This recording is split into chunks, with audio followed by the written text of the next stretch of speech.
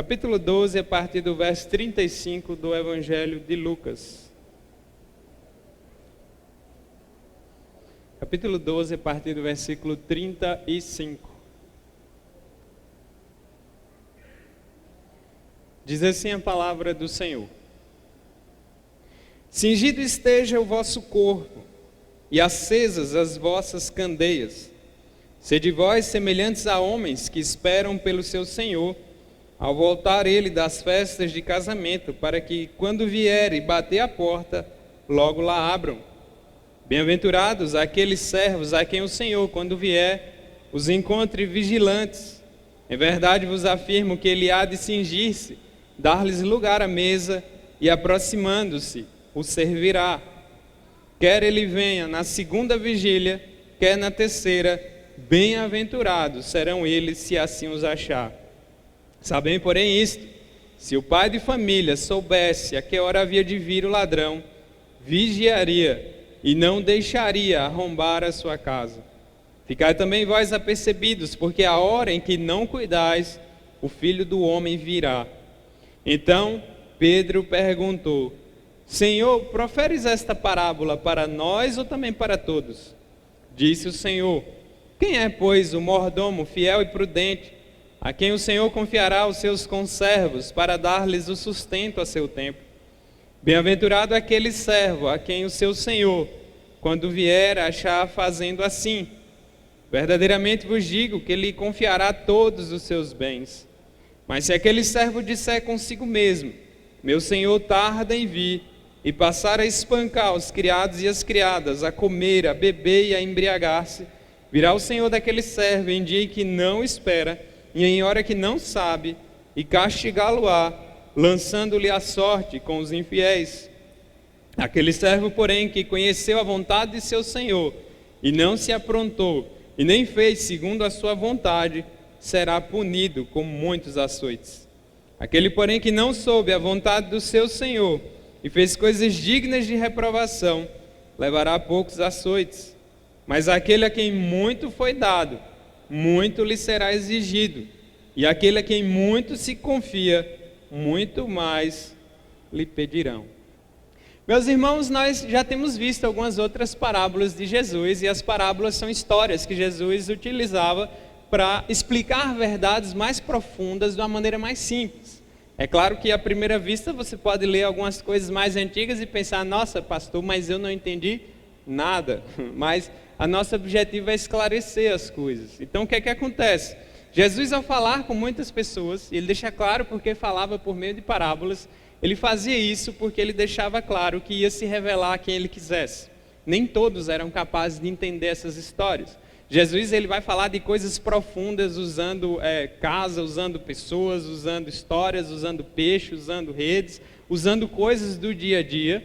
Muitos, pela graça dele, conseguiam compreender e outros não.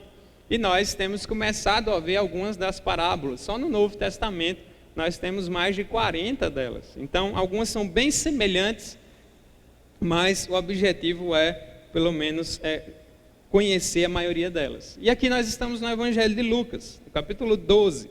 Lucas era o médico amado, era um servo do Senhor, um homem extremamente culto, intelectual, e que escreve o seu Evangelho, o livro de Atos, de uma maneira muito bem colocada, com um grego de alguém que realmente tinha conhecimento da língua, e ele vai atrás dos fatos e ele pesquisa para que trouxesse para Teófilo, um amigo que ele menciona aí no capítulo 1, ó excelentíssimo Teófilo, alguém que provavelmente fazia parte do trabalho do governo romano, e ele dedica esse evangelho a Teófilo, para que ele conhecesse uma exposição sobre aquilo que o Senhor fez, e ele vai atrás de testemunhas, ele vai atrás de pessoas, até documentar tudo direito, e trazer para nós algumas cenas maravilhosas da vida e da pessoa do nosso Senhor Jesus Cristo. Então, quando chegamos no capítulo 12, Jesus já está aí conversando com algumas pessoas, Jesus já estava aí falando de algumas verdades profundas. No verso 1, você vai ver aí as pessoas se aglomerando ali para ouvir Jesus, e Jesus falando dos fariseus. Os fariseus eram pessoas hipócritas, eram pessoas religiosas, mas que o coração estava completamente distante de Deus. Pessoas que falavam de Deus, decoravam coisas de Deus, mas o compromisso era zero. Ou seja, a hipocrisia marcava a vida desses homens. Jesus chega a chamá-los de filhos do diabo. Jesus chega a condená-los, e esse grupo odiava Jesus do mais profundo do seu ser. Então aqui, depois que a gente chega aí no verso 22, Jesus vai falar da ansiedade, um tema que nós temos visto aqui, vimos por um bom tempo com o pastor Paulo na terça-feira, seguindo algumas leituras, né? E é um dos males da nossa época, a ansiedade, a preocupação excessiva pelas coisas ou pelo dia de amanhã, que demonstram a falta de fé da nossa parte. É quando nós deixamos de confiar no nosso Deus e passamos a nos preocupar com as coisas, isso nos adoece e é um pecado. E Jesus aqui vai lembrando várias coisas. Olha, até os corvos, eles são cuidados, as plantas, tudo, né? Ele vai dizer que são as pessoas que não temem Deus, que vivem preocupadas o tempo todo com o que vestir, com o que comer e tal, né? Então Jesus lembra disso. No verso 31 ele diz: buscai antes de tudo o seu reino, e estas coisas vos serão acrescentadas. Então a nossa prioridade deve ser o reino de Deus, deve estar em primeiro lugar nas nossas vidas. A nossa vida ela deve girar em torno de Deus e das coisas de Deus, e é o maior e melhor remédio para combater a ansiedade. Então Jesus vai dizendo no verso 32: não temais, ó pequenino rebanho, porque o vosso Pai se agradou em dar-vos o seu reino. Ele está acalmando os crentes. Vendei os vossos bens, dai esmola, né? A questão de se preocupar com os mais necessitados. Fazei para vós outros bolsas que não desgastem, tesouro inextinguível nos céus, onde não chega o ladrão e nem a traça consome, porque onde está o vosso tesouro, aí estará também o vosso coração. A Bíblia trabalha o tempo todo com o coração do homem, porque é de lá que procedem as coisas todas, é lá que está a nossa caixa preta, o nosso íntimo. E aí então a gente chega no verso 35 e Jesus vai começar a contar uma parábola. Na verdade nós temos duas parábolas do verso 35 até o verso 48. Em todas essas duas Jesus vai usar figuras de casas daquela época, onde havia um senhor e os servos, que na verdade eram escravos. Só que tinham escravos de vários níveis. Tinha um escravo que era como um mordomo, que cuidava e administrava a casa no lugar do senhor, e tinha os outros escravos que cuidavam de outras coisas e outros trabalhos mais pesados. Fazia parte daquele mundo, fazia parte do imaginário daquelas pessoas. Então quando Jesus começa no verso 35 falando, e aqui nós temos um imperativo, uma ordem sendo dada por Jesus aos seus discípulos, dizendo: cingido esteja o vosso corpo e acesas as vossas candeias. E aí você pode ler hoje e imaginar: nossa, não entendi nada. E é difícil de entender porque nós vivemos um bom tempo depois. Mas o que quer dizer essa expressão cingir o corpo? É uma expressão que a Bíblia usa várias vezes, fazia parte do mundo deles. Porque naquela época os homens usavam túnicas, roupas mais compridas. E que se você tivesse que correr ou se preparar para uma guerra, você corria o risco de que se você não organizasse sua roupa, você poderia cair. As mulheres que estão mais acostumadas com vestidos, no caso de um vestido longo, sabem. Se você correr com um vestido, você pode pisar nele e tomar uma baita queda. Então a expressão cingir o corpo, cingir os lombos, como a gente vê em outras partes, é porque um homem, para estar preparado para a guerra, ele tinha que pegar a sua roupa, aquele vestido comprido, e prender no cinto, na cintura.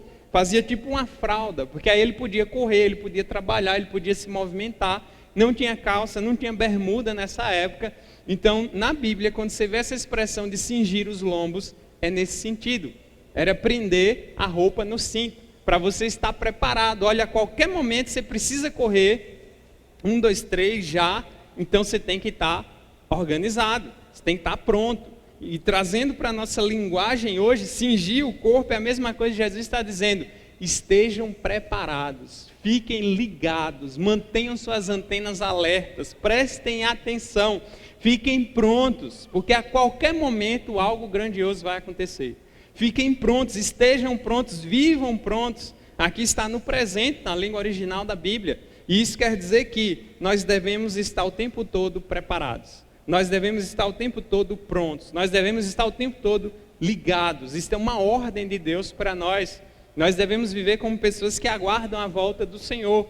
Então, seguindo o texto para você entender os detalhes antes da gente chegar em outras partes, aí ele vai dizendo: e acesas as vossas candeias. Candeias nada mais eram do que as lâmpadas da época.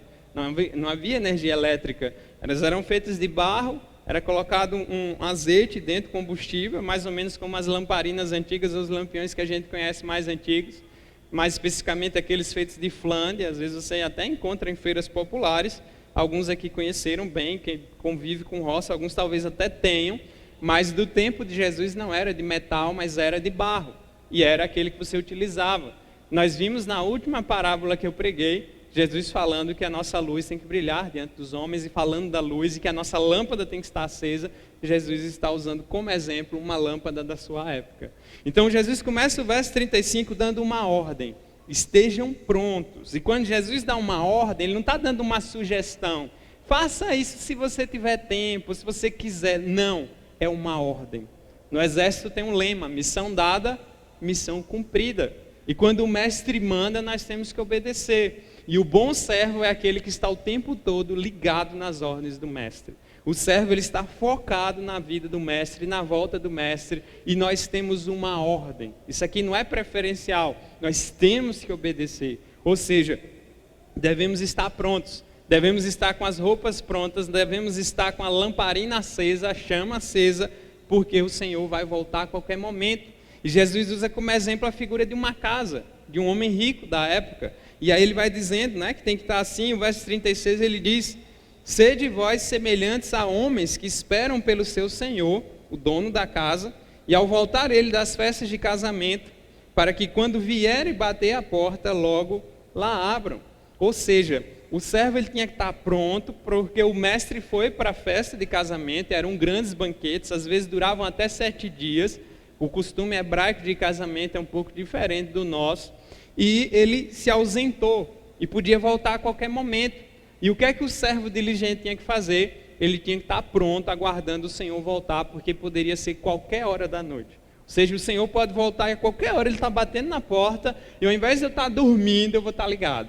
Ao invés de eu estar dormindo, eu vou estar aceso, pronto para receber, pronto para abrir a porta, pronto para iluminar. A lâmpada tem que estar acesa, porque eu preciso saber quem é que está chegando, e ele volta.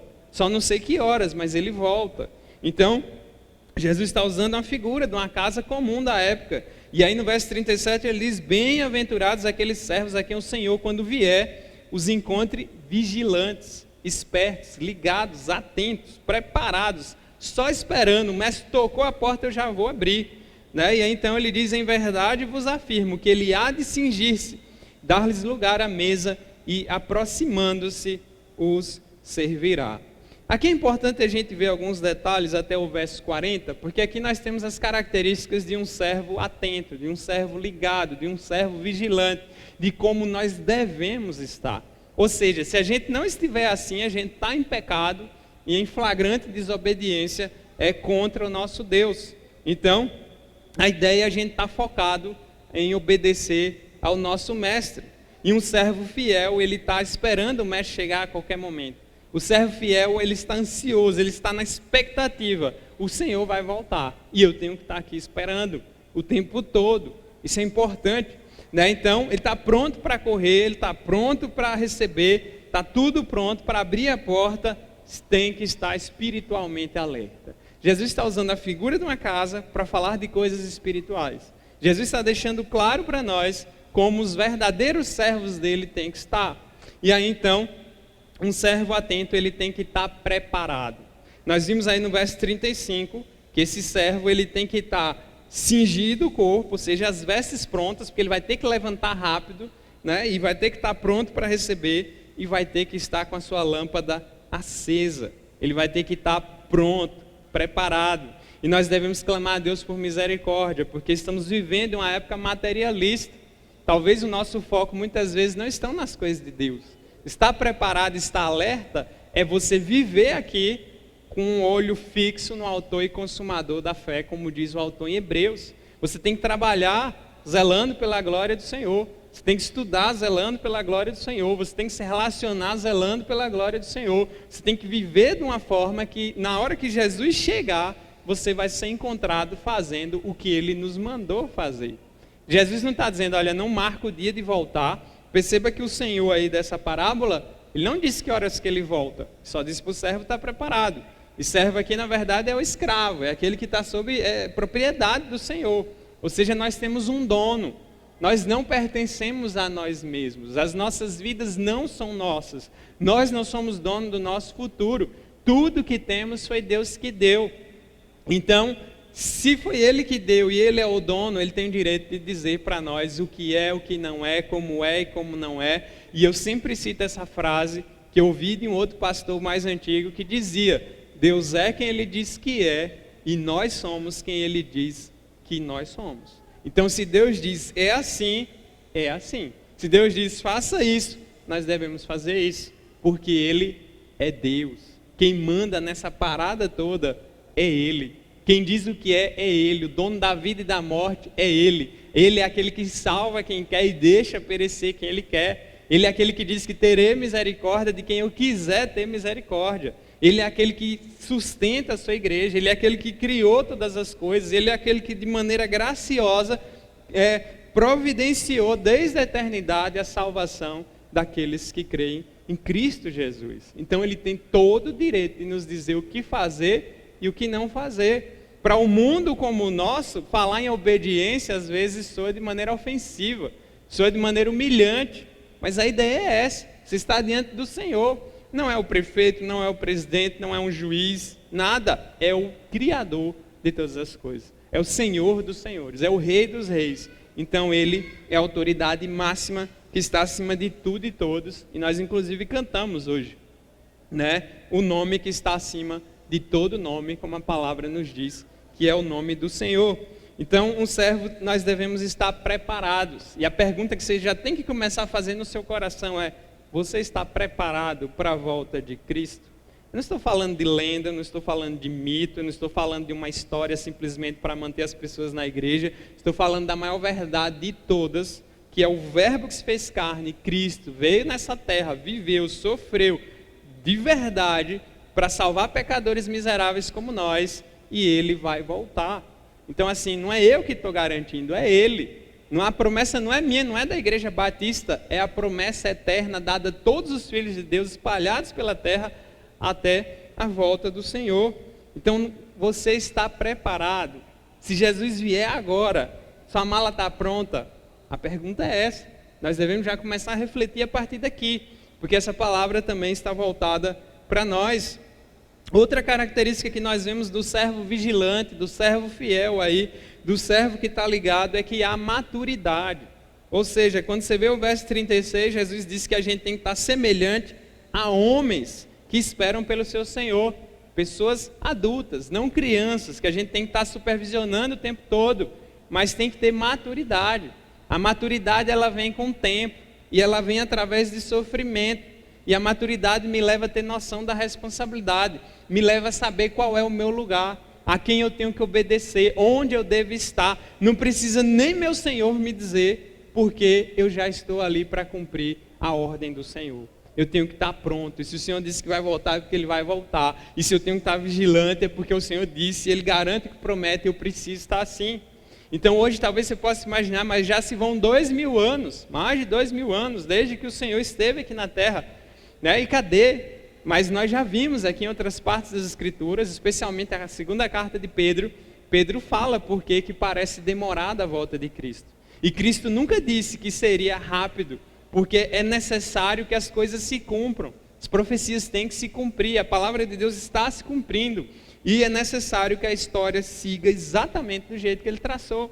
Então Jesus nunca falou, olha, vai ser já amanhã, já vai ser para agora, na hora que vocês quiserem. A palavra até diz, e muitos talvez aqui têm que dar graças a Deus por Cristo não ter voltado ainda, porque se Cristo já tivesse voltado, você teria perecido, você estaria perdido, porque talvez você tenha vivido de maneira imprudente, infiel e incrédula. Então pense seriamente nessas questões. Então há maturidade nesses servos, eles sabem, eles estão acordados para o trabalho, eles não estão cochilando, e aqui é no sentido espiritual, eles sabem que o Senhor vai voltar, e na hora que Ele voltar, pode durar a noite toda, mas eu vou estar lá esperando, eu vou estar com a casa preparada, eu vou estar com a roupa preparada, eu vou estar com a lâmpada preparada, eu vou estar ligado, porque a qualquer momento o Senhor vai bater na porta, a qualquer momento o Senhor vai voltar, né? Aqui usam a figura do casamento e tal, mas aqui é só para ilustrar a época, não tem uma aplicação nessa coisa, mas a ideia é que o Senhor se ausenta por um tempo e Ele volta, e Jesus deixa claro isso para nós.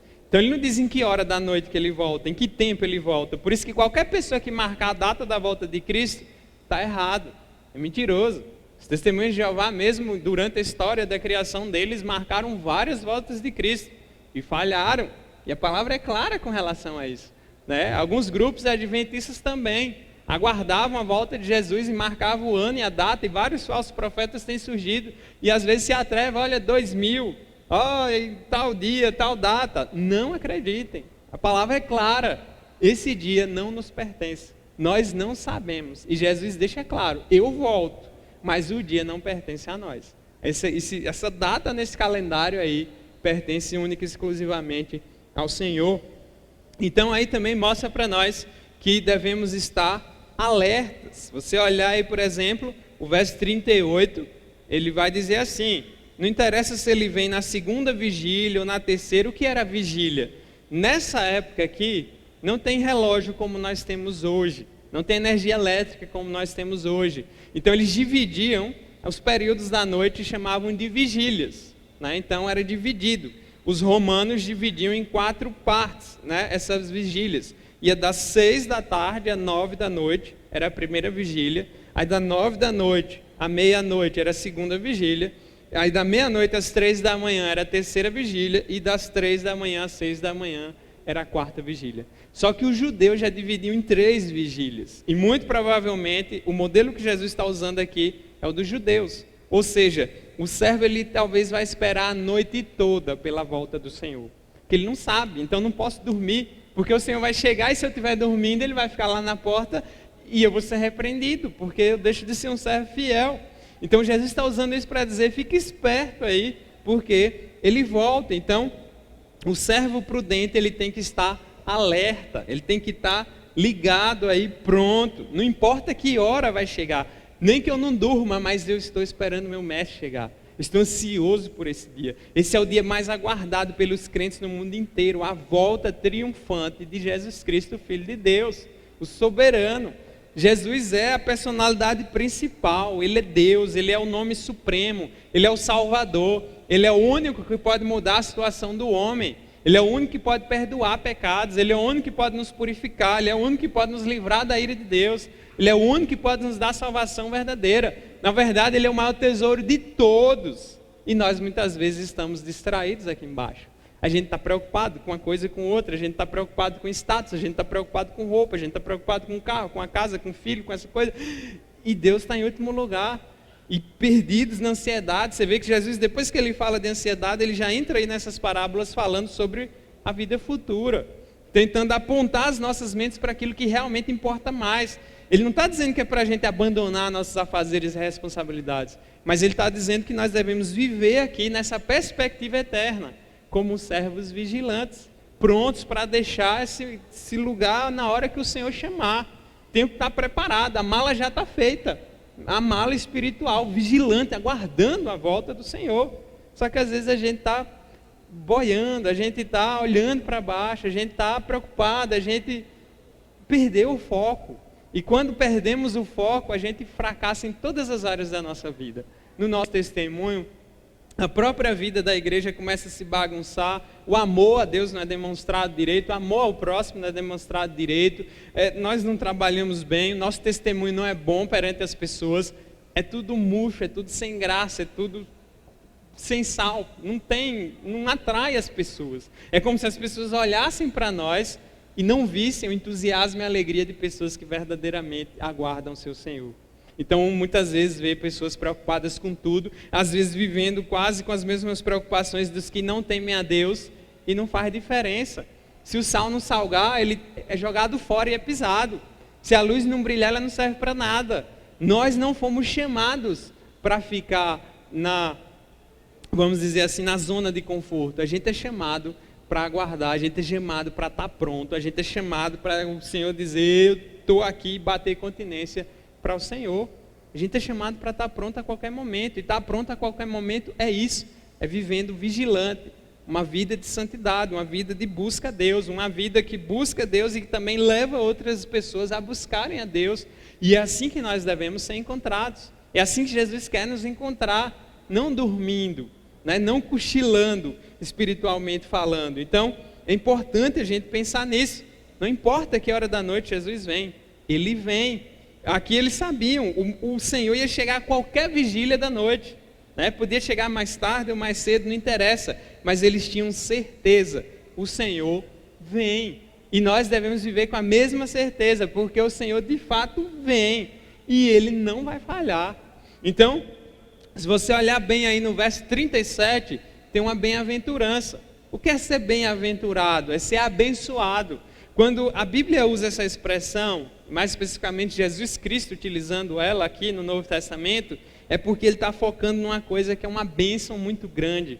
É algo que traz felicidade verdadeira, é algo que a gente não merece nunca, mas pela graça dEle a gente é abençoada. E Ele usa essa expressão, bem-aventurado aqueles servos a quem o Senhor, quando vier, os encontre vigilantes. E aqui é como se fosse um presente para quem está vigilante. Ou seja, essa espera vale a pena? Vale muito a pena.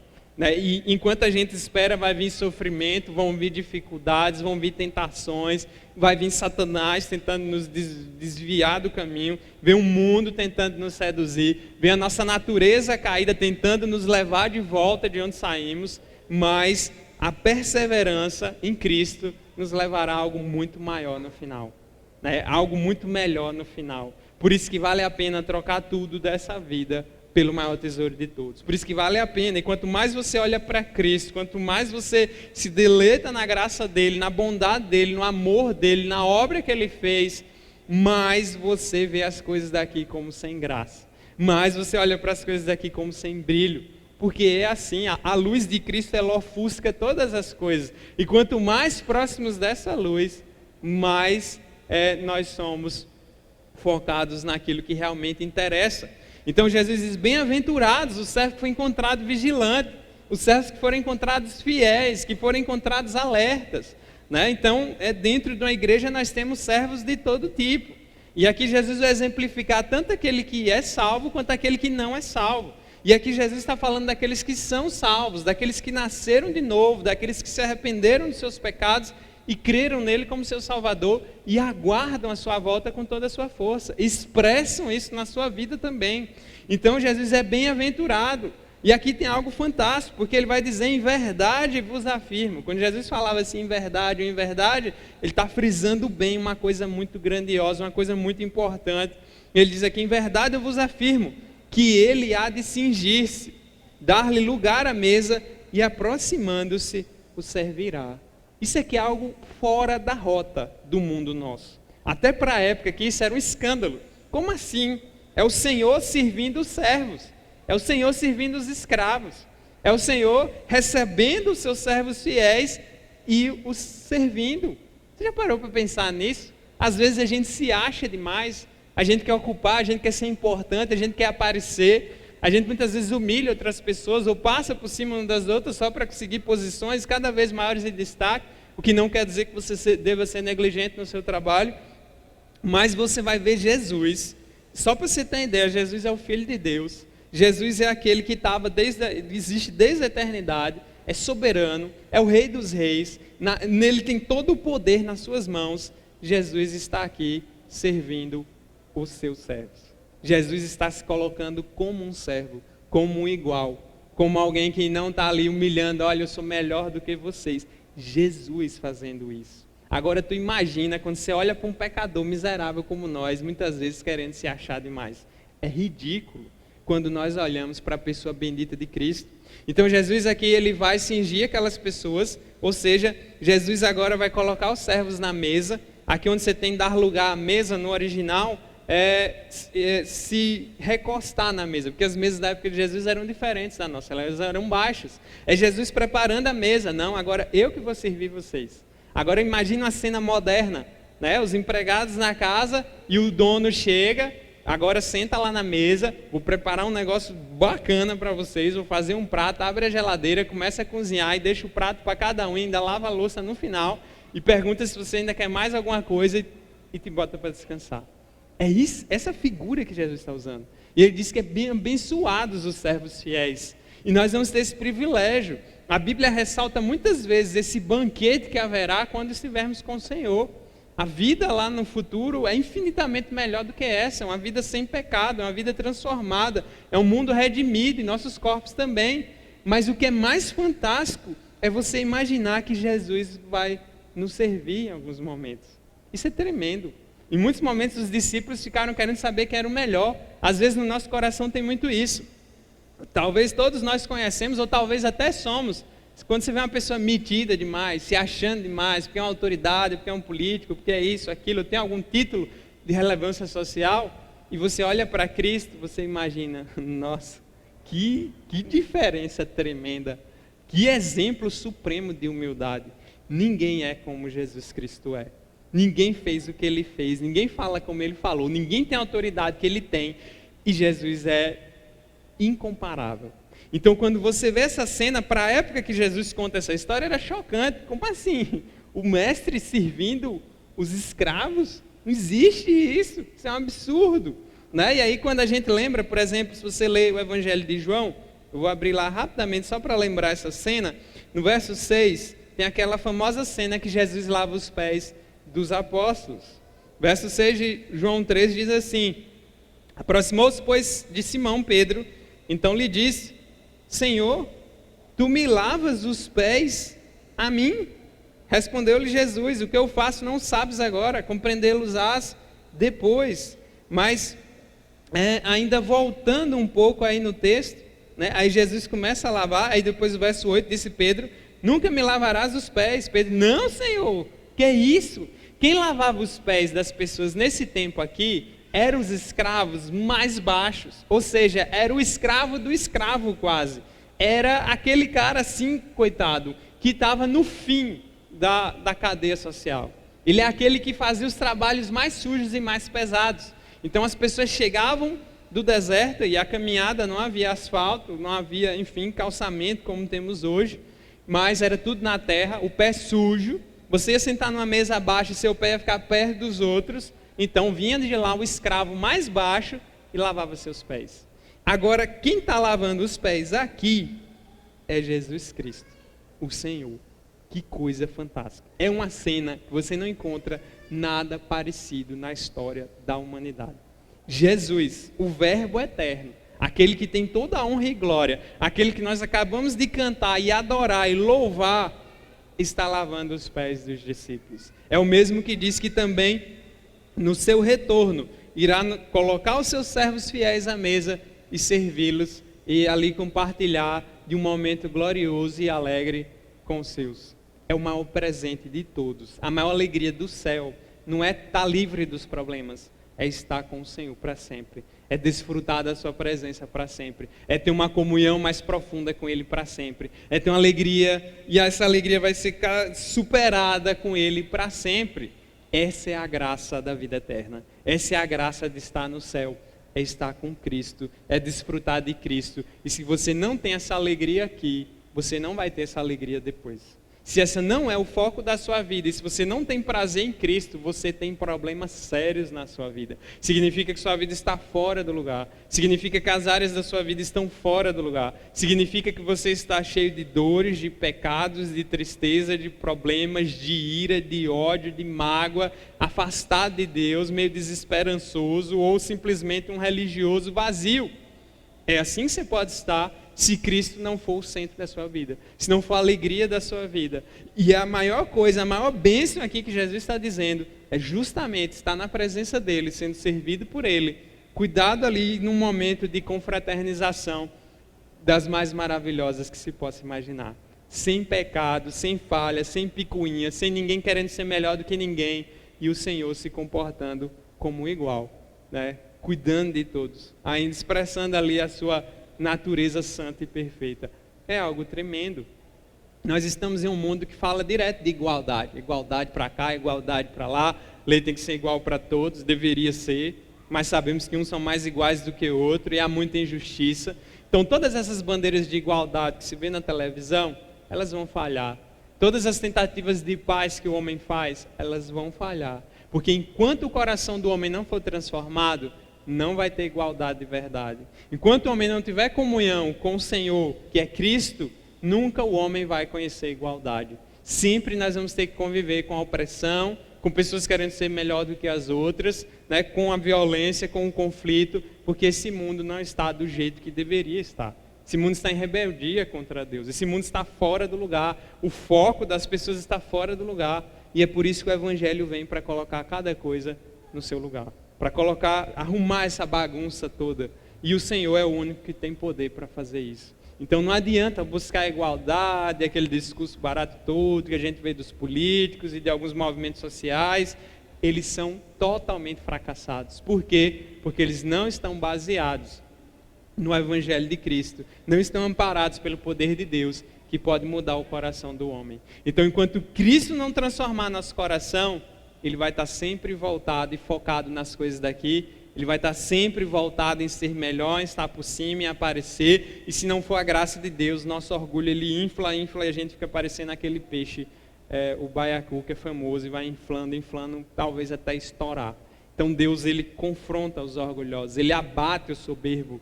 E o maior exemplo de todos de humildade que existe é Jesus Cristo.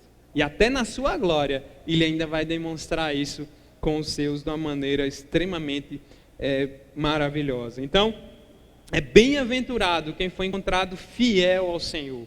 Vai ter esse privilégio de estar em comunhão para sempre com o Senhor, na presença do Senhor, podendo desfrutar de Cristo de uma maneira como nós nunca antes desfrutamos.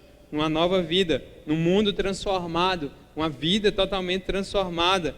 Então, o verso 39, ele vai usar uma figura agora do ladrão, né? Ele diz, saber porém isto, se o pai de família soubesse que hora havia de vir o ladrão, vigiaria e não deixaria arrombar a sua casa. A palavra original aqui é cavar a sua casa, porque na época de Jesus não tinha tijolo, nem cimento como temos hoje, era de barro o negócio. E o ladrão, quando queria roubar a casa de alguém, ele cavava e abria um buraco e roubava as coisas. Então Jesus está usando esse exemplo da sua vinda. É como um ladrão que vem e é sorrateiro. O ladrão não anuncia para você que ele está chegando.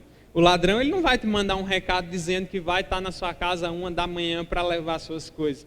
Nenhum ladrão em sã consciência faria um negócio desse. É algo absurdo.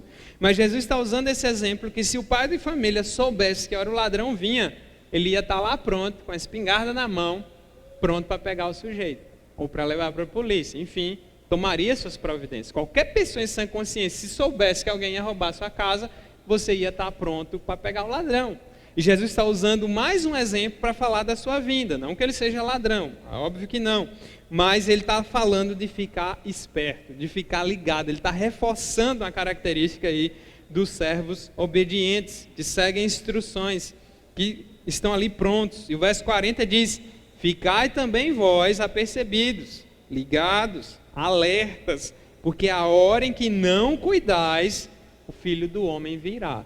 A Bíblia fala disso em várias outras passagens. Então, na hora que você menos espera, Cristo chega.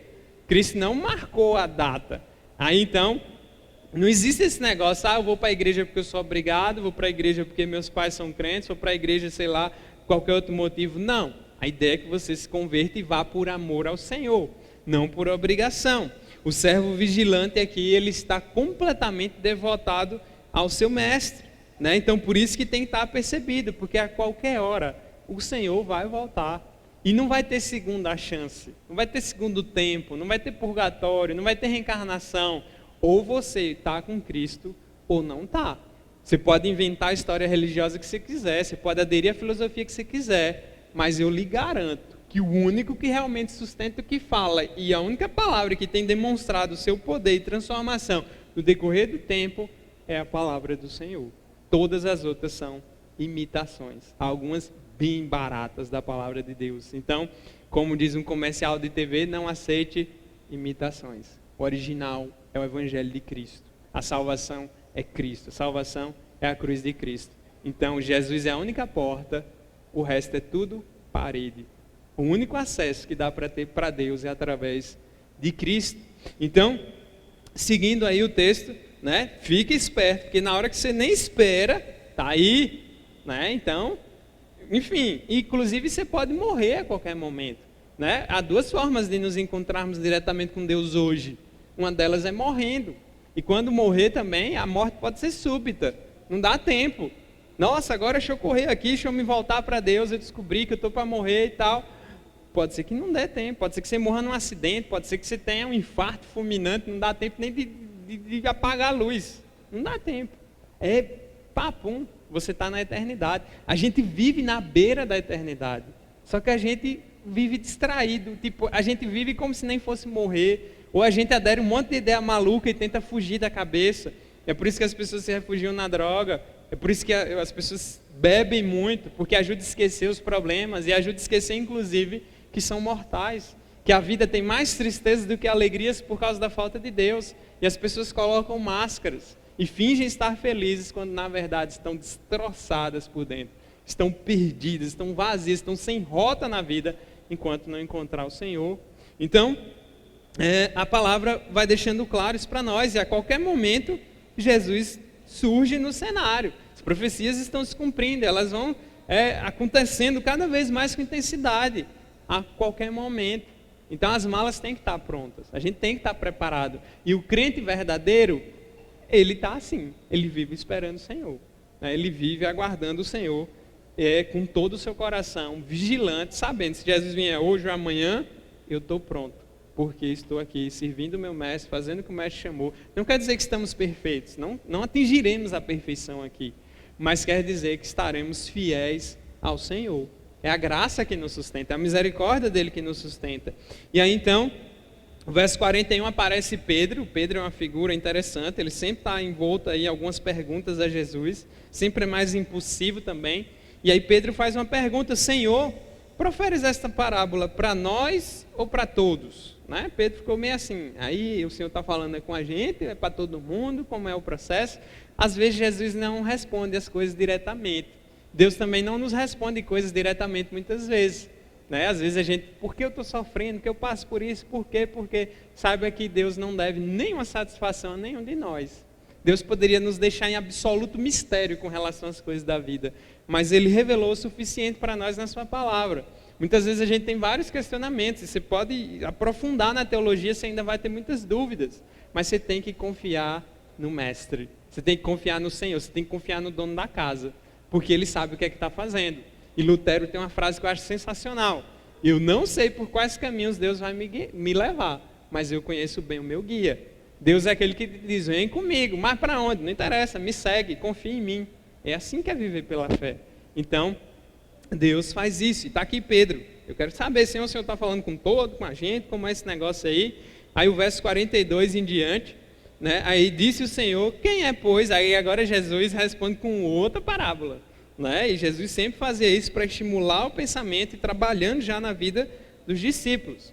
Quem é, pois, o mordomo fiel e prudente? O mordomo já é um escravo mais elevado, já é aquele de confiança do Senhor, que coordena toda a casa, ou seja, o cara nem dinheiro, nada, ele quem coordena o que cada empregado vai fazer, ele quem dá a comida de cada um, o salário de cada um. O chefe não faz mais nada, igual esses caras muito ricos que não tem tempo para as coisas, eles geralmente têm empregados de maior confiança que resolvem todas as coisas na empresa ou na sua casa, enfim, é nesse sentido que Jesus está falando. Então disse o Senhor, quem é, pois, o mordomo fiel? E aqui continua ainda no exemplo do bom servo de Deus. Quem é, pois, o mordomo fiel e prudente? O cara que é fiel a Deus, e a fidelidade a Deus é fundamental. A prudência vem de você pensar e buscar sabedoria em Deus. O servo prudente é aquele que pensa nas coisas, é aquele que busca orientação em Deus antes de executar qualquer ação. Tipo, vou perguntar ao Senhor se é assim, vou perguntar ao Senhor se eu posso fazer assim. A ideia desse mordomo fiel e prudente é assim, e nós devemos ser assim. A quem o Senhor confiará os seus conservos para dar-lhes o sustento a seu tempo. No original é dar a ração de cada um, porque naquela época não tinha salário em dinheiro assim como a gente tem hoje, embora já tivesse algumas moedas. Alguns recebiam salário, como era o caso de alguns soldados, com sal mesmo, por isso que chama salário, né? Vem de sal. E o mordomo é aquele que preparava a porção de cada empregado. Ele era o empregado-chefe, vamos dizer assim, que coordenava tudo. E esse é fiel e prudente, de maneira que o Senhor está tranquilo, porque sabe que a casa está em boas mãos. E Jesus nos chama a sermos mordomos, né? Mordomo é aquele que cuida das coisas de outra pessoa. E a ideia que a gente tem que lembrar é, nada é nosso. A maior prova disso é, quando morremos, nós nada levamos. Quando chegamos também a gente não vem com nada. Então a Bíblia lembra o tempo todo, nada é nosso, nada é nosso. Às vezes você vai morrer. Tem gente que tem um foco terrível, precisa deixar herança para os meninos e tal. Às vezes não funciona, não dá certo. Geralmente tem uns problemas que surgem, geralmente você morre antes. Geralmente vem algumas crises e várias coisas e o dinheiro vai tudo embora. Tudo é instável aqui. E a gente precisa lembrar, nós estamos como peregrinos aqui. Mas a gente esquece, a gente se apega demais aqui, né? A casa vai ficar, seu carro vai ficar, seu cachorro, seus amigos, sua família vão ficar. Na hora da morte, é você e Deus ali agora, cara a cara, e sem Cristo nessa hora é desesperador. Não vou mentir para você. Acredito que a pior sensação que uma pessoa pode experimentar é deixar a vida sem Cristo, sem conhecer o Senhor. Então, aí Jesus agora vai dizendo aí no verso 42, né? Aliás, no 43, bem-aventurado, ó o bem-aventurado de novo, o servo a quem o seu Senhor, quando vier, achar fazendo assim, fiel, prudente, cuidando daquele que o Senhor colocou ele para cuidar. Ou seja, são os crentes verdadeiros que estão na obra do Senhor, nos mais variados ministérios, servindo ao Senhor. Na igreja, fora da igreja, glorificando ao Senhor, cuidando daquilo que o Senhor nos deixou. E a palavra está cheia de direções para nós. Então a ideia é que é bem-aventurado, é abençoado. E Jesus já falou por quê lá atrás, porque estaremos com ele no final. O Senhor volta. O verso 44 diz: verdadeiramente vos digo, que lhe confiará todos os seus bens. Ou seja, se você é fiel aqui ao Senhor, isso vai refletir na sua vida futura. Então, assim, os crentes que morrerem com Cristo e a nova vida que Cristo nos reserva lá no futuro, ela envolve vamos dizer assim, uma justiça de Deus. Então, quanto mais fiel ao Senhor aqui, lá nós teremos funções proporcionais à nossa fidelidade, que a Bíblia em alguns momentos chama de galardão, né? Ou seja, não é um prêmio de bom garoto, mas na verdade é que se você foi fiel no pouco, vou colocar você no muito. E aqueles que servirem ao Senhor terão posições diferenciadas lá no futuro. Não mais numa hierarquia desigual ou de desrespeito, mas como conservos do Senhor, administrando a criação, vivendo para a glória do Senhor, num novo céu e na nova terra onde habita justiça. Então existem níveis de responsabilidade. Se você é um crente e vive relaxadamente, não pense que Jesus não vai puxar a sua orelha lá, não, né? Fique bem claro isso. Inclusive Deus é bem direto com os seus filhos. E a Bíblia é clara com relação a isso. Hoje, mais cedo, na juventude, nós falamos sobre isso na classe, né? O que acontece com o crente. Porque o crente, ele falha, que ele peca aqui. Tem pessoas que, às vezes, você olha assim, você ainda fica na dúvida se é crente ou não. Mas ele não pensa que lá do outro lado, mesmo ele estando salvo, Deus não vai cobrar a sua responsabilidade, a sua postura, né? Vocês têm ouvido a palavra, vocês têm ouvido ensinos aqui, e o que é que vocês têm feito? O que é que vocês estão fazendo lá na primeira igreja batista? É só vendo boas pregações e estudos e vivendo do mesmo jeito, relaxadamente? Você pensa que Deus vai esquecer disso tudo? Não vai, não. Então, a mesma forma que eu tenho uma responsabilidade grande diante de vocês, vocês também têm uma responsabilidade grande diante da palavra de Deus.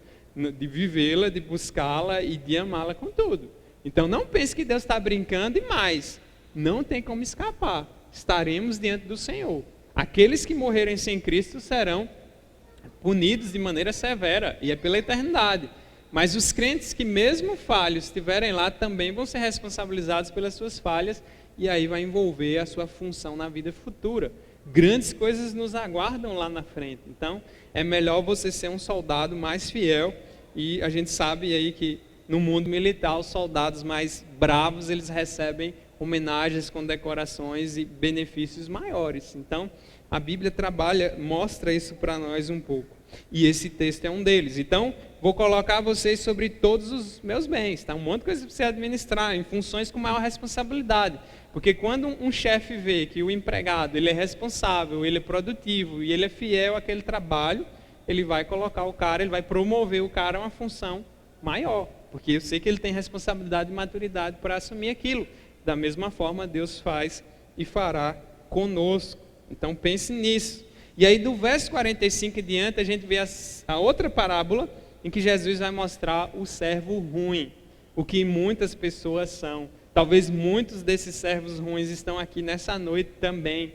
Então agora Jesus está falando de pessoas que não nasceram de novo, de pessoas que não tiveram o seu coração transformado, de pessoas que ainda vivem debaixo da ira de Deus e precisam se arrepender. E aí no verso 45 ele diz: mas se aquele servo disser consigo mesmo, aqui agora já é um servo mau, já é aquela pessoa que não tem Deus, né? Se ele disser consigo mesmo: meu Senhor tarda em vir, e passar a espancar os criados e as criadas, e comer e beber, embriagar-se, virá o Senhor daquele servo em dia que não espera, em hora que não sabe, e castigá-lo-á, lançando-lhe a sorte com os infiéis. Então é interessante o contraste. O servo fiel, ele está alerta, mas o servo infiel, ele nem crê que o Senhor volta, que nada, Jesus vai demorar, isso é conversa para boi dormir, os cristãos inventaram isso, já vão mais de 2000 anos, e isso demora muito tempo, desde o primeiro século que os homens já questionavam a igreja com relação a isso, enquanto a palavra vai mostrando para nós. E esse o servo mau, o coração dele é perverso. Jeremias capítulo 17 diz que enganoso é o coração do homem, desesperadamente corrupto. Você não pode confiar no seu coração. E a pessoa sem Deus, ela confia no coração dela, ela segue a sua razão, ela segue as suas emoções, ela se guia por ela mesma. Eu vou pela minha intuição, eu vou por mim, né? Tipo, eu não estou nem aí se Deus aprova o que eu estou fazendo ou não, para onde eu vou ou não. Eu vivo a minha vida, eu sigo minha rota, eu sigo o que o meu coração mandar. Essa frase é extremamente diabólica. Cuidado com isso. Não confie em você, não confie no seu coração. E a Bíblia mostra que as pessoas que confiam no próprio coração se dão muito mal, porque o nosso coração, ele é pecaminoso, ele é enganoso, e nós somos pecadores. Então seguir tanto a razão humana quanto a emoção humana vai resultar em desastre espiritual. Não é do jeito que a gente quer. Não podemos confiar em nós, não podemos nos guiar pelo nosso próprio nariz, não somos donos da nossa vida. Não confie em você, não confie no seu coração. Então, a maioria das filosofias e das religiões sempre trabalham com autoajuda, elevar sua autoestima. Vai à igreja para se sentir bem, vai à igreja para cantar louvores bonitos, está agradável, tem ar-condicionado, está tudo pintadinho, bonitinho, me sinto tão confortável. Eu não quero que você se sinta confortável. Você pode até ficar confortável fisicamente aqui dentro, que bom que está. Mas o meu objetivo com a palavra de Deus é que você fique extremamente desconfortável. Que você pense na sua situação diante de Deus e pense o que vai acontecer com você se Cristo voltar. E por isso eu quero que você fique agoniado. O meu desejo nessa noite é produzir isso em você. E por que isso é bom? Porque o doente só corre por remédio se ele souber a gravidade da doença dele. O pecador só corre para a salvação se ele souber o quanto o pecado dele é odiável diante de um Deus santo e justo. Então, é por isso que você vai olhando o mau servo, o coração dele é terrível, um coração perverso, um coração mau. O coração nosso é assim por natureza. Nós nascemos com a rebeldia, nós nascemos com aquela ideia que eu não dou conta a ninguém, a minha vida pertence a mim, eu não devo satisfações a ninguém, eu não devo obedecer a ninguém, eu quero ser feliz, eu quero seguir minha vida, eu não quero ninguém se metendo. Esse é o coração do pecador, esse é o coração do servo mau, esse é o coração do rebelde, esse é o coração dos filhos de Satanás, que é o líder maior da rebelião contra Deus. Então você precisa analisar seu coração à luz da palavra, porque ele é extremamente pecaminoso. E talvez você se encontre nessa situação. É um coração descrente, é um coração que faz você viver cada dia, levantar cada dia, ir para o trabalho e se relacionar, achando que você não vai prestar contas a ninguém, achando que Deus vai passar a mão na sua cabeça no final, ou achando que se você fizer uma rezinha aqui, uma promessa aqui, ou acender uma velhinha aqui, ou andar ali, ou ir numa igreja qualquer. Não, se você não nascer de novo, não verá o reino dos céus. Se você não mudar a sua vida diante de Deus, não se arrepender, você estará perdido. A Bíblia é clara com isso, e essa mensagem incomoda mesmo. Essa mensagem ela escandaliza mesmo, essa mensagem ela não está para pedir desculpa a você, porque é a única verdade que importa. Então por isso que a Bíblia nos chama a isso, por isso que a palavra nos alerta com relação a isso. Cuidado, você está indo pelo caminho errado, está indo para a morte e você nem está percebendo, porque seu coração está te enganando e porque você é uma pessoa descrente. Aí você pode, mas eu creio em Deus, eu tenho uma crença, eu acho Deus legal, eu sei que Deus existe, mas isso não é suficiente. Se você não obedecer esse Deus e não amar esse Deus acima de tudo e não se submeter à palavra desse Deus, você está perdido. Porque ele é claro em dizer que a salvação é por meio do Filho dele, que é Jesus Cristo, o Senhor que vai voltar aí dessas histórias todas. Então, o servo mau, ele acha Ele vai demorar mesmo. Se ele vai demorar, eu toco terror. Eu me lembro da época do colégio, quando o professor saía da sala. O professor está aí, atividade, vão fazendo aí, depois eu volto. E o professor geralmente voltava de surpresa. E quando o professor voltava de surpresa, estava jogando bolinha de papel no ventilador, fazendo careta na sala, perturbando a vida do outro colega, colando em outra coisa. Talvez Jesus vai nos encontrar nessas mesmas situações. Porque ali na sala tinha também aqueles que permaneciam obedientes ao professor, fazendo o exercício até o final. A vida aí vai ser desse mesmo jeito. O professor vai chegar de surpresa na porta da sala. E você vai estar como? Né? Então, pense nisso. E aí então, é um coração explorador. Você pode olhar aí, meu Senhor, verso 45, ele tarda em vir, ou seja, ele vai demorar mesmo. E aí o que é que ele faz? Ele passa a espancar os criados e as criadas, a comer, beber, embriagar. É aquele cara que se acha o dono. É o cara que quer ser senhor no lugar do Senhor. É o cara que quer tudo girando em torno dele. É uma pessoa abusiva. É uma pessoa violenta, é uma pessoa perigosa, é uma pessoa cheia de ódio, é uma pessoa cheia de amargura. É assim que nós somos sem Deus. Perigosos. Pense nos seres perigosos por causa do pecado. Somos nós. O bicho mais feroz que tem na face da terra não é nada comparado ao pecado no nosso coração. Nós somos capazes de matar, de roubar, de mentir, de adulterar, de enganar, de fazer as piores coisas, de torturar das piores maneiras. Tudo isso sai do nosso coração. Tudo isso está no coração do homem sem Deus. Então a nossa natureza é perversa. Quando você vê alguém dizer, fulano tem a natureza ruim, lembre-se, todos nós, sem distinção, dentro e fora daqui, temos uma natureza ruim, uma natureza corrompida. Por isso que você percebe, é mais fácil você estar longe de Deus do que perto de Deus. É mais fácil você ir para um bar, encher a cara, se divertir, curtir os prazeres dessa vida, do que você ouvir a palavra de Deus e submeter a Ele. Por que é mais fácil? Porque o urubu corre para a carniça, a natureza dele. O porco corre para a lama, é a natureza dele. E o pecador corre para o pecado, é a nossa natureza. Até que Cristo nos arranque desse processo, a gente corre para longe de Deus. A Bíblia diz que nós amamos mais as trevas do que a luz. Né? Deus, se não fosse Deus para nos trazer para a sua maravilhosa luz, nos arrancando das trevas, você acha que a gente ia? Não ia não. A gente é como um prisioneiro que vem lá, alguém abre a porta da cela e diz, pode sair, você está livre. Lá tem um mundo todo para você conhecer, mas você, não, eu prefiro ficar aqui dentro. Né? Eu prefiro, aqui tem comida, enfim, tem os guardas, aí eu já acostumei com a sujeira, com o mofo, com tudo ruim. Assim é o pecador. A gente gosta de pecar. O pecado faz parte da nossa vida, está entranhado na nossa natureza por causa da rebeldia contra nós. Então a gente é assim, né? Como um mau servo. Por natureza a gente nasce assim, a nossa tendência é essa. Por isso que a gente precisa de disciplina, a gente precisa de regras, a gente precisa de leis, a gente precisa de polícia, de exército, porque o nosso coração é mau, desesperadamente corrupto. Somente Cristo pode transformar um servo ruim como esse num servo bom, para a glória dele. Então, é uma pessoa autoindulgente. Qual é uma pessoa autoindulgente? É aquela que sempre se desculpa os próprios erros e os próprios pecados. O pecador é aquele que ele vai botar a culpa em tudo menos nele. Ou seja, não, é por causa da idade, não, é por causa da limitação que ele tem, não porque é o temperamento dele, não porque é o jeito dele, não porque... Não, é o pecado, é a maldade. E a gente faz o que a gente quer, e a gente faz consciente, e a gente é mal, independente da idade, da experiência. Se não é a graça de Deus, nós temos por tendência a sermos servos maus, servos infiéis, servos que vão querer ficar no lugar do Senhor, servos que queiram dominar, ao invés de se submeter a Deus. E é totalmente despreparado. Você vai ver no verso 47 que diz, aquele servo, porém, que conheceu a vontade do seu Senhor e não se aprontou, nem fez segundo a sua vontade, será punido com muitos açoites. Ou seja, tem um castigo. A desobediência a Cristo, ela não vai ficar barata. E aqui Cristo deixa claro. Quando você vê ali no verso 46, vai dizendo que o Senhor vem numa hora que ele não sabe, ele está lá aprontando, destruindo tudo, e o Senhor aparece de surpresa. Muitas pessoas vão ser pegas de surpresa. E vai dizer castigá-lo-á. Essa palavra aqui que a nossa versão traduz por castigar, no original, era partir no meio.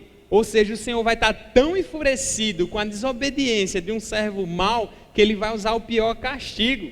Ele vai ser partido, a ira do Senhor vai cair sobre ele. Essa é a linguagem que está no original da Bíblia. Ela é mais forte ainda do que o que está aí na nossa Almeida Revista Atualizada.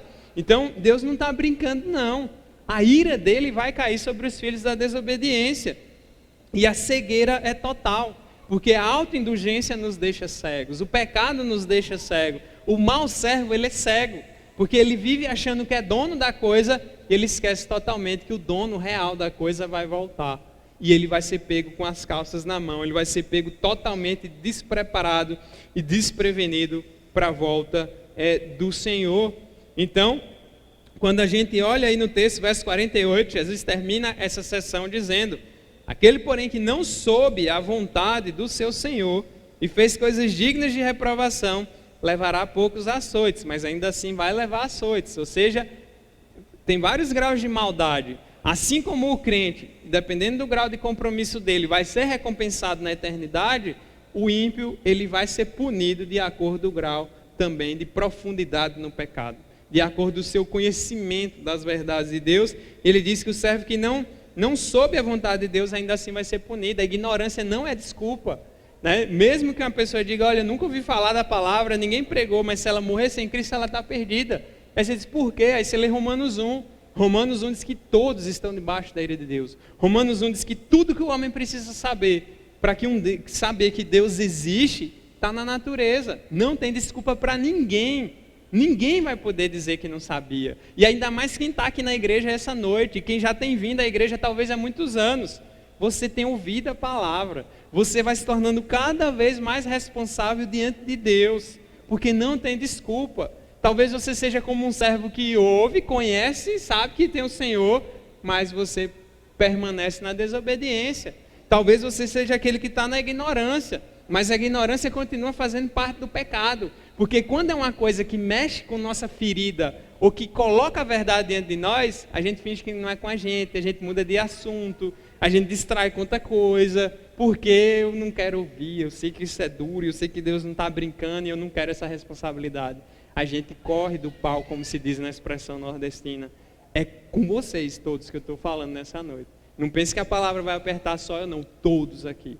E você agora se torna ainda mais indesculpável diante de Deus pelo que você está ouvindo. Porque você está ouvindo a palavra de Deus e você vai estar diante desse mesmo Deus da palavra. E você não vai poder usar como desculpa: eu não sabia. E alguns aqui têm muito tempo de igreja. Outros frequentam muito. Alguns até ficam meio na beira, nem assumem muito compromisso. Cuidado, as coisas de Deus são sérias. E Jesus nos chama ou para estarmos com Ele totalmente, ou então nós estamos contra Ele. Não tem um meio termo. Não dá para ficar beirando, não dá para ficar seguindo Jesus de longe. Não dá para ser simpatizante do Evangelho. Você tem que se arrepender, crer e se comprometer com o Senhor, porque o dono vai voltar e Ele não está brincando. Então ele finaliza dizendo: mas aquele a quem muito foi dado, muito será exigido. E aquele a quem muito se confia, muito mais lhe pedirão. Então todos estaremos diante de Deus e seremos julgados de acordo com o grau do nosso conhecimento. É importante, né? Talvez você tenha ouvido muito. É aquela pessoa que às vezes passa anos na igreja, mas não se converte verdadeiramente. Quando chegar do outro lado, ela vai ser lembrada e ela vai ser cobrada no mesmo nível daquilo que ela ouviu. Pensa no tamanho da responsabilidade. Então, tanto quem prega a palavra tem uma responsabilidade gigante, e se não fosse a graça de Deus eu seria totalmente incapaz disso, mas vocês que estão ouvindo são totalmente responsáveis por aquilo que vocês ouvem. Os ensinos que vocês têm ouvido aqui, às vezes que vêm para a escola bíblica, as pregações que vocês já têm ouvido esse tempo todo aqui na igreja, Deus sabe que você está ouvindo. Deus sabe que tem sido pregada a palavra para você. Deus sabe que você tem sido evangelizado. Deus sabe que você tem sido alertado. E você será cobrado, né? Independente da sua idade, né? Não finja que eu estou falando com você. Todos serão cobrados por aquilo que ouvem. Todos serão cobrados pelas vezes que ouviram a palavra e desobedeceram.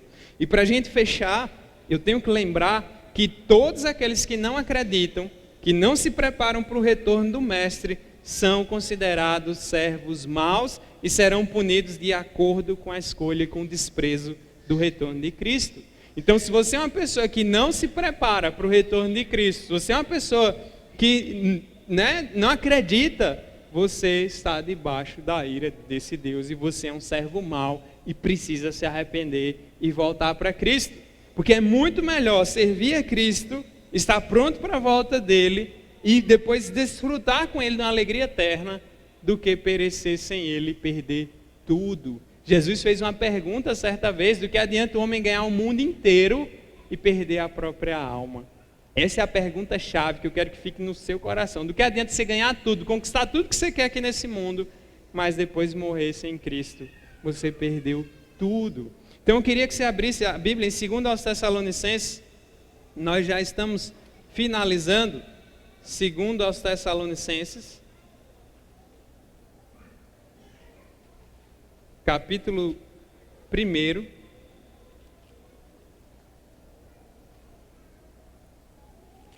Capítulo 1, a partir do versículo 7, parte B, diz assim: quando do céu se manifestar o Senhor Jesus com os anjos do seu poder, e esse dia vai chegar, e é desse dia que Jesus está falando lá, onde a gente acabou de ler. Agora aqui é Paulo falando dessas doutrinas com a linguagem mais clara. Verso 8 diz: Jesus volta com os anjos do seu poder, do céu, em chama de fogo, e olha o que o versículo diz para nós: tomando vingança contra os que não conhecem a Deus e contra os que não obedecem ao evangelho de nosso Senhor Jesus. Em outras palavras, aos servos maus. E aí o verso 9 diz: estes vão sofrer penalidade de eterna destruição, banidos da face do Senhor e da glória do seu poder. Onde é que você está encaixado nessa história? Como um servo atento, vigilante, fiel, prudente?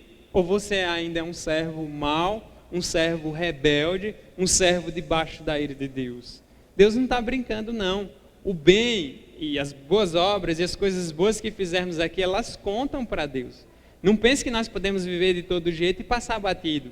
Não pense que você pode continuar vivendo sua vida de rebeldia e pecado e achar que no final vai ficar tudo bem no seu velório, porque alguém vai rezar uma missa, te levar para alguma igreja, chamar algum pastor, um padre ou quem quer que seja. Não vai resolver o seu problema no final. Ou você está com Cristo, ou você está perdido. Ou você se fia em Cristo, ou vai chegar o dia que Ele volta, e quando Jesus voltar, não vai ser mais para a salvação.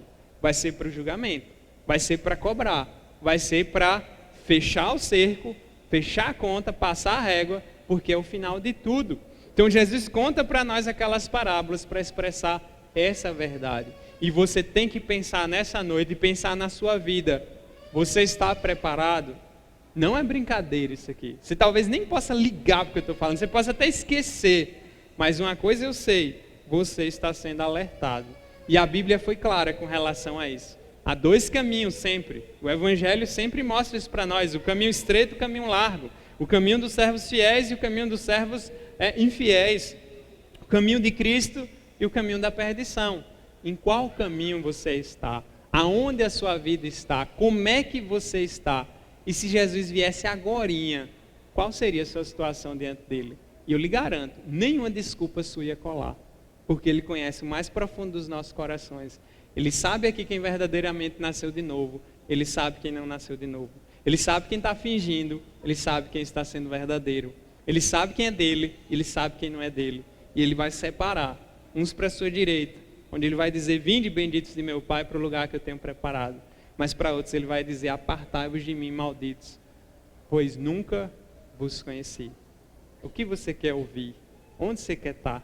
Pense seriamente nisso. Porque essa palavra não vem de mim, não vem dessa igreja como instituição, ela vem da palavra de Deus, que está acima de mim, está acima dessa igreja, está acima de tudo e todos, a verdade suprema de Deus, que os homens teimam ignorar, mas ela continua viva, verdadeira, poderosa, nos incomodando para não nos deixar pecar em paz. E que Deus tenha misericórdia da sua vida nessa noite, para que você não fique em paz no pecado, para que você não fique em paz longe de Deus, para que você não fique em paz sem Deus, mas que você seja incomodado pelo Espírito Santo de Deus, se arrependa e volte para Cristo, ou corra para Cristo como seu Senhor e Salvador.